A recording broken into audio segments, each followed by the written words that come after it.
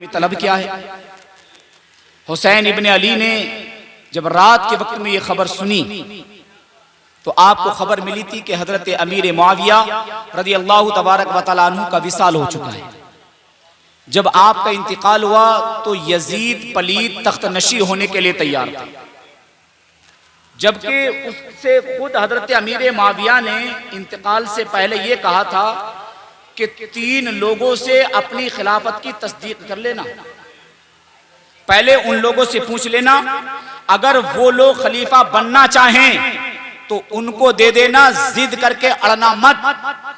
लेकिन ये फासिक और फाजिर था, ये पहले से ही अपने बाप का नाफरमान था। इसकी जिद थी कि मैं खलीफा बनूंगा और खलीफा बनने के बाद मैं पूरे अरब पर हुकूमत करके जो मेरा मन चाहेगा मैं वो करूंगा। और इसी नशे में इस जालिम ने मदीना को खबर भिजाई। हजरत इमाम अली मकाम को रात में तलब किया। हजरत इमाम अली मकाम अपने दोस्तों को साथ लेकर के जब गवर्नर हाउस पहुंचे तो इनको बाहर खड़ा किया और कहा कि हम बात करके आते हैं, देखते मंजर क्या है, मामला क्या है, समझ लेते हैं। अगर हमारी आवाज ऊंची देखो तो अंदर आ जाना, वरना जब तक हम निकल के बाहर ना आए तब तक आपको यहां से हटना नहीं है। अंदर बातचीत चल रही है। गवर्नर मदीना कह रहा है कि यजीद का पैगाम आया है, उसका खत आया है कि लाओ अपना हाथ यजीद के हाथ में दो। तो हुसैन इब्ने अली ने कहा, मैं हुसैन इब्ने अली और बंद कमरे में अपना हाथ उसके हाथ में दूं? का ये हमारी गैरत को गवारा नहीं करता। का बल्कि हम ये कह रहे हैं कि सुबह को मदीने की गलियों में ऐलान करो, लोगों को जमा करो। अगर लोग इसकी तरफ मुतवज्जे होते हैं, इसके हाथ में हाथ देना चाहते हैं, तो हुसैन इब्ने अली का हाथ भी ले लीजिएगा। लेकिन तुम अगर ये चाहो कि पहले मैं अपना हाथ दे दूं, बाद में लोगों का हाथ लिया जाए, तो ये हरगिज नहीं हो सकता है। क्योंकि उसके लिए हजरत आसानी हो जाती है। फिर वो लोगों से कहता, देखो जब हुसैन इब्ने अली ने अपना हाथ दे दिया तो तुम कौन हो तो नहीं देने वाले।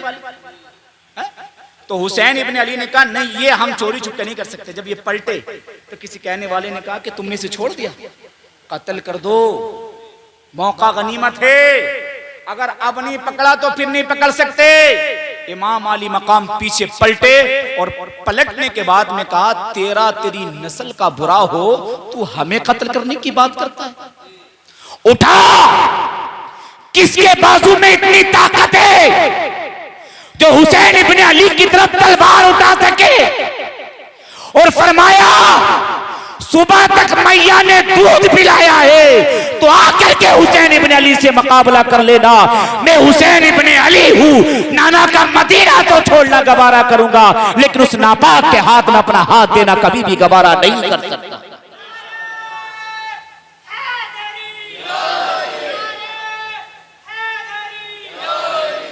और यही हुआ। हुसैन इब्ने अली ने इनकार कर दिया। जब इनकार किया तो सख्ती भरे खत आने लगे। जब खुतूत बहुत सारे पहुंचे तो हुसैन इब्ने अली को अब लगने लगा कि अब यहां रहना मुमकिन नहीं है, यहां रहना बेहतर नहीं है। हुसैन इब्ने अली ने सैयदा ज़ैनब से कहा, ज़ैनब एक काम करो, तुम सब तैयारी करो, हमें नाना का मदीना छोड़ना है।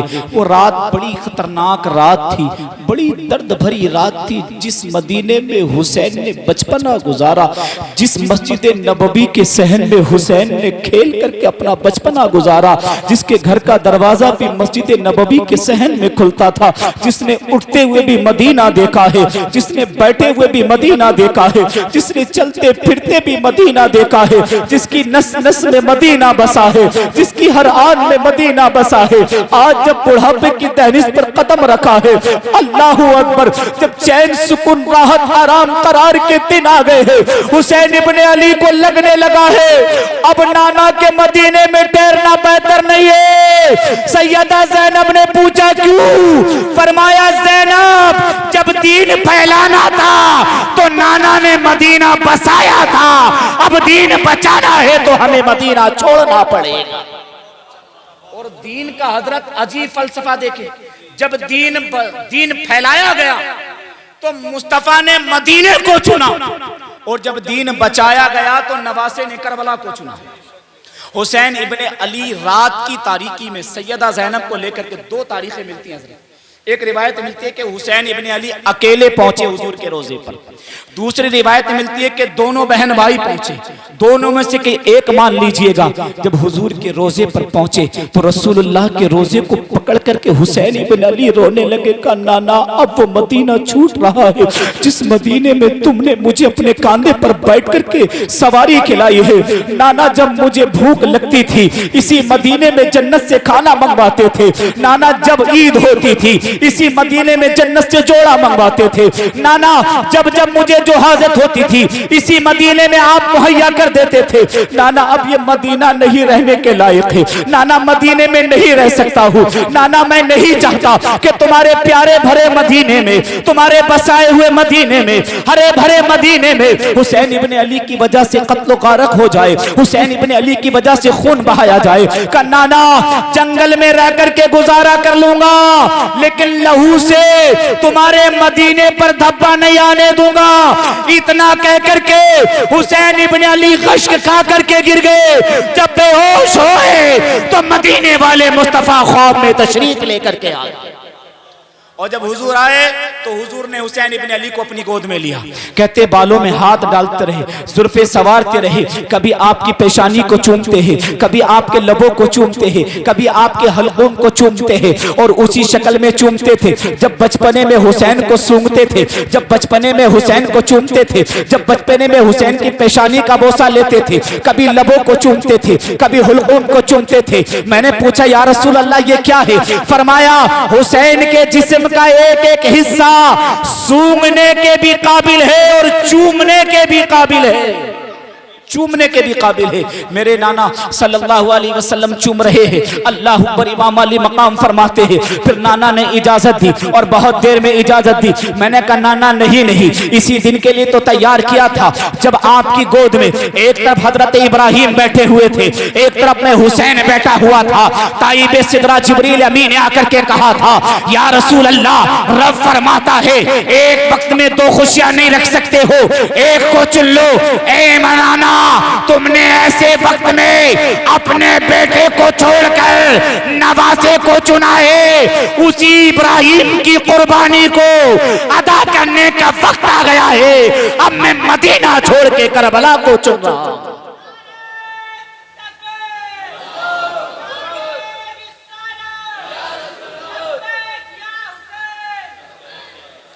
हजरत इमाम हुसैन अला जद्दी वाली सलाम ख्वाब से बेदार हुए और जब ख्वाब से बेदार हुए तो कहते कि मेरा जिस्म खुशबू से मुअत्तर था और एक अजीब सी महक थी।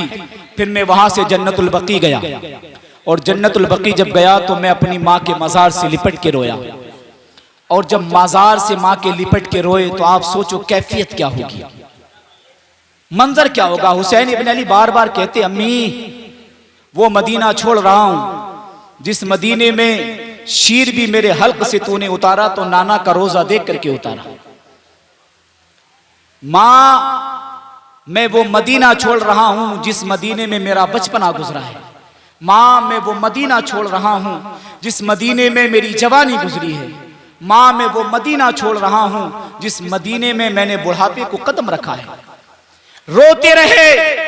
उसके बाद में हजरत इब्राहिम अपने मामू की कब्र पर पहुंचे और जाकर के अर्ज की मामू इब्राहिम आज उस एहसान का बदला चुकाने का वक्त आ गया है जब नाना ने अपने जानू पर रखकर तुम्हें अल्लाह के सुपुर्द किया था और मुझे अपनी आगोश में ला करके रख लिया था और ये इसी दिन के लिए रखा था। आज मैं उसी को वफा करने जा रहा हूं।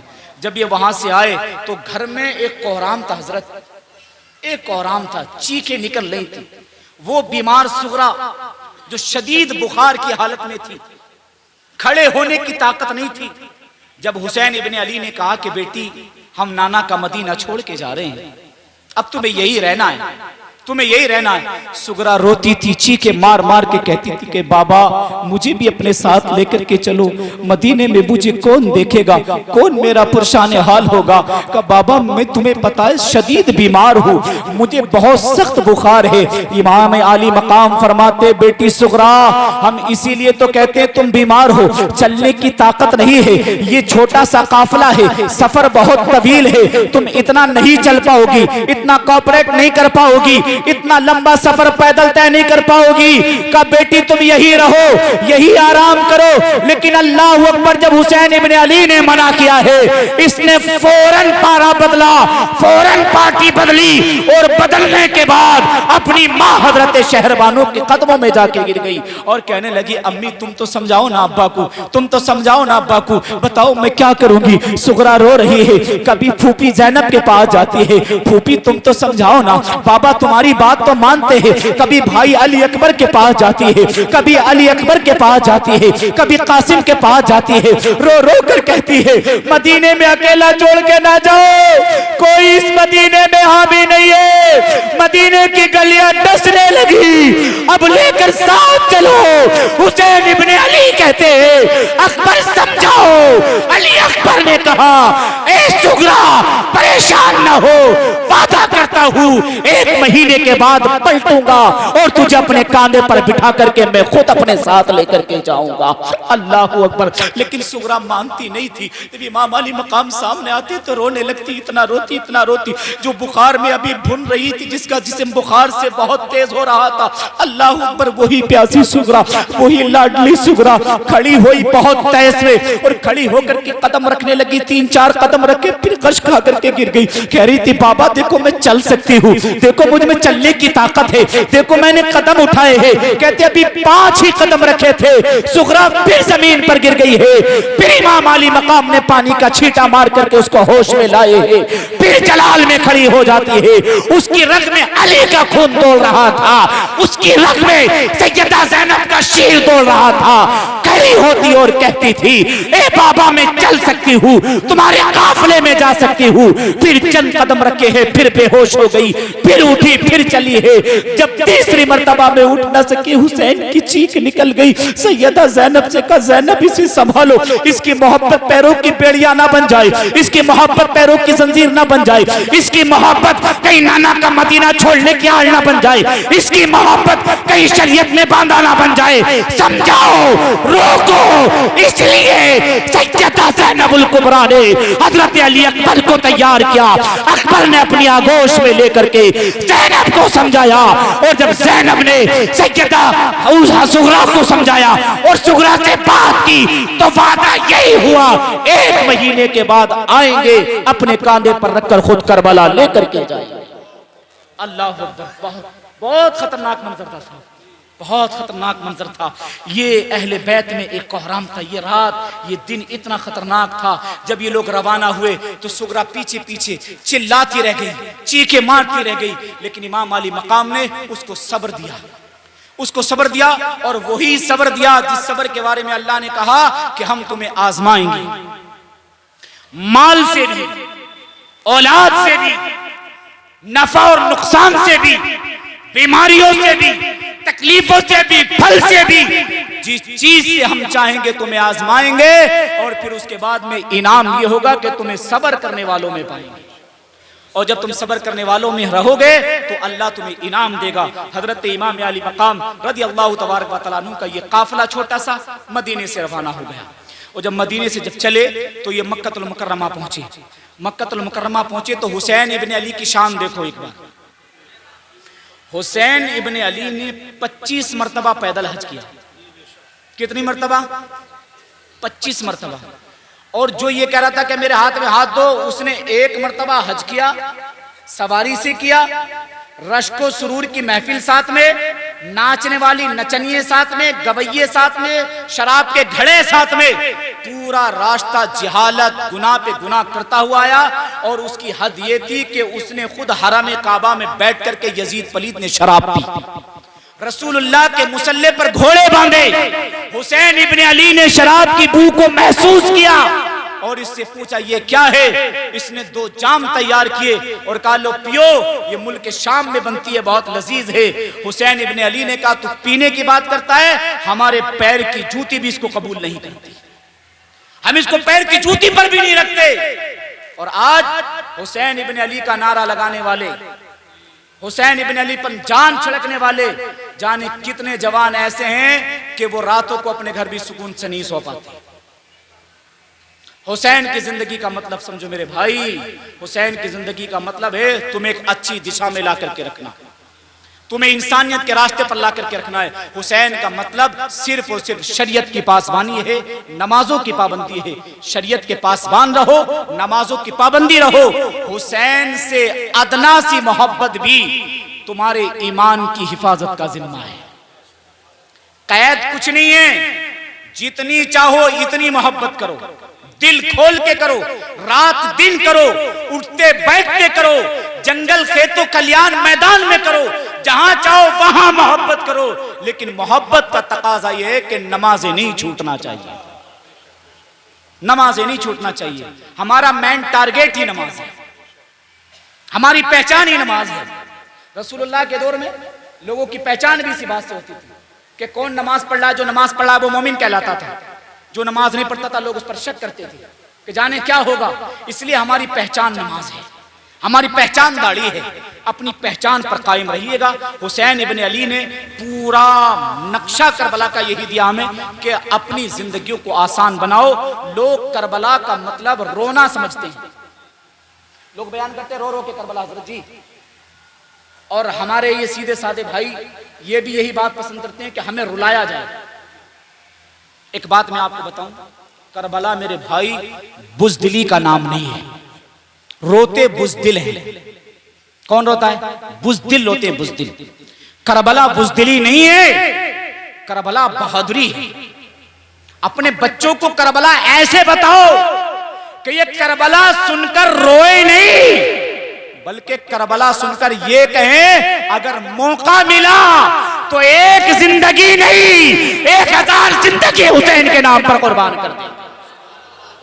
जब करबला में इब्ने जियाद बदनिहाद ने 22,000 का लश्कर उतारा, 22,000 का लश्कर उतारा, तो उस लश्कर को देख करके उसने अंदाजा लगाया कि अब बड़ा मुश्किल है इनका सामना करना।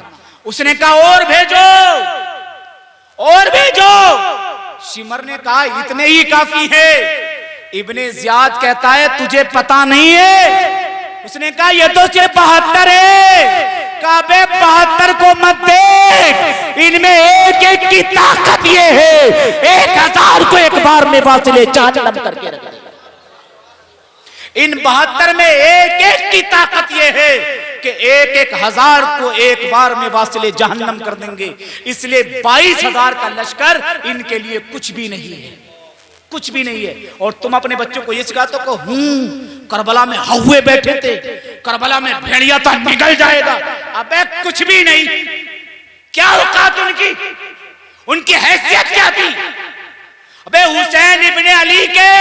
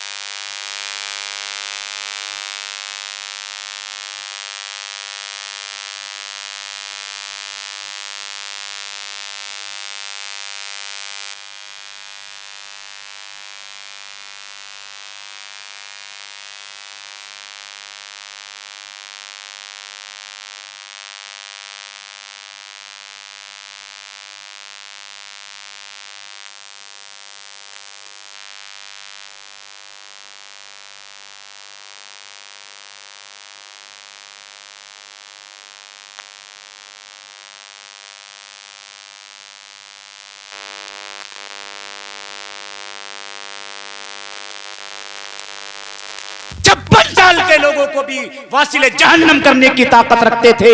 इन्हें यह बताओ 6 महीने का असर भी है तो तेवर ये हुआ करते थे, खैमे में रह करके पानी नहीं मांगता था बल्कि कहता था बाबा तलवार दो, हम भी इनको वासिले जहन्नम करके दम लें। इन्हें यह सिखाओ, इन्हें यह बताओ करबला का मतलब यह है। करबला का मतलब रोना नहीं है। मियां रोते बुज़दिल हैं, हम बुज़दिल नहीं है, हम हुसैन वाले हैं। हमारी रगों में हुसैन की गुलामी दौड़ती है, हमारी नस्लों में हुसैन की गुलामी है। और हुसैन के गुलाम कभी रोया नहीं करते, कभी रोया नहीं करते। ये सच है कि दर्द है उस कहानी में, इसमें कोई दो राय नहीं है कि उस कहानी में दर्द है, क्योंकि 6 महीने का बच्चा देना कोई मामूली खेल नहीं है। 19 साल का चढ़ता हुआ शबाब देना कोई मामूली बात नहीं है। 18 साल की जवानी देना बच्चों का खेल नहीं है। 56 साल का बुढ़ापा देना गुड़िया गुड्डों का खेल नहीं है। 6 साल की सकीना के कानों से बालियां खिंचवाना कोई खेल नहीं है। अहले बैत के खैमों को आग लगाना कोई खेल नहीं है। ये जरूर है, दर्द है, लेकिन दर्द का मतलब ये नहीं कि आंसू बहा कर उस पर पानी डाल दिया। नहीं, इन्हें बुज़दिल मत बनाओ, इन्हें बहादुर बनाओ। ये तुम्हारा मुस्तकबिल है, ये तुम्हारा फ्यूचर है। इन्हें बताओ करबला की जंग का मतलब कुछ और था, लोगों ने पेश कुछ और कर दिया। हजरत, लोग पसंद रोना धोना कर रहे हैं। मेरे शार में नहीं मियां, मेरे तो बिल्कुल जमीर में ये नहीं कि मैं करबला वालों की बात करूं, अपने आकाओं की बात करूं और बुज़दिलों वाले काम करूं। नहीं, आकाओं की बात करता हूं, सीना तान के बात करूंगा, क्योंकि रजा वाला हूं, कान में नहीं मैदान में बात करूंगा। इन्हें बताओ हुसैन इब्न अली का मंशा क्या था, हुसैन के 6-6 महीने के बच्चों की ताकतें क्या थी, उनके जौहर क्या थे। तभी तो उसने हिसाब लगाया कि ये 72 और वो 22,000, बात कैसे बन जाएगी। भाई एक बंदा 1,000 से लड़ने की ताकत रखता है, तो कितने चाहिए हजरत? 72,000 चाहिए, 72,000 चाहिए। लाओ 72,000। और उतरे भी होंगे, उतरे, लेकिन अल्लाह का फजल है, वो 72 उन हजारों पर आज भी भारी है, आज भी भारी है। और भारी होने की बड़ी बात यह है कि सब सोच रहे थे कि हुसैन का सर हमारे हाथ आ जाएगा, लेकिन अल्लाह की कसम हुसैन के सर ने तन से जुदा होकर भी नेज़े पर हुकूमत की है।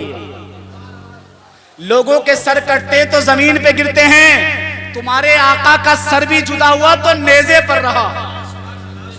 वो सोच रहे थे कि हम हुर्मत के तौर पर घुमा रहे हैं, हम लोगों को दिखा रहे हैं।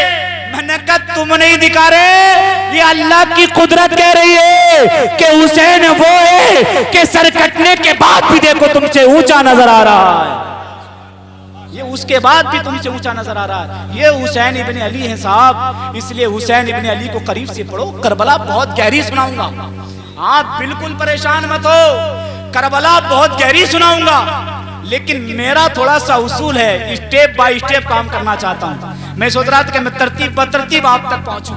मैंने 2 दिन से, आज मेरी तीसरी तकरीर है, मैंने बहुत लेवल के हिसाब से बातचीत की। मेरा मंशा था कि मैं पहले जो हमारा हक है, जो फर्ज है, जो सहाबा हैं हुजूर के, उनके हवाले से बातचीत की, और वो मैंने की, आपने बहुत मोहब्बत से सुनी। दूसरा दिन हमने आपको दिया इमाम अली मकाम की विलादत का, बहुत शौक से सुना। लेकिन ये तीसरा दिन मेरा मदीने से करबला का सफर था, करबला लेकर के पहुंच गए हैं इंशाअल्लाह। कल से करबला ही रहेगी और नबी के घर वाले ही रहेंगे। आप परेशान ना हो, आपके एक एक जज्बात की कदर है, एक एक जज्बात का एहसास, और उसका करके जाऊंगा, एक एक जज्बात का आपके। बस जुड़े रहिएगा, आप मेरा हौसला हैं, आप मेरी ताकत हैं। जब अगर आप मुझे बीच में छोड़, क्योंकि हम ऐसे लोग हैं कि अकेला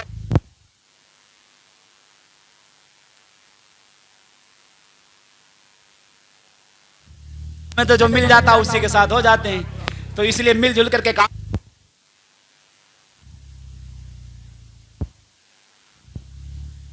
कोई भी किसके भाग जाता हमें ऐसे, वो जब ऐसे रहेंगे तो फिर आवाज ये हुई होगी कि एक ही सफ में आकर खड़े हो गए महमूद और अयाज, ना कोई बंदा रहा ना बंदा नवाज। फिर मामला ये रहेगा इंशाअल्लाह सबजल, ताकत रहेगी इंशाअल्लाह, करबला वालों का जोर रहेगा इंशाअल्लाह। वक्त मेरा मुकम्मल हो चुका है, आप इजाजत दें तो 5 मिनट और आपसे बात कर लेता हूँ, उसके बाद में इंशाअल्लाह सलाम पढ़ेंगे। इमाम अली मकाम जब ये चले, जब ये मदीने से चले तो यजीद की सारी हरकतें इन्होंने देखी। तो यजीद की हरकतें क्या थी हजरत?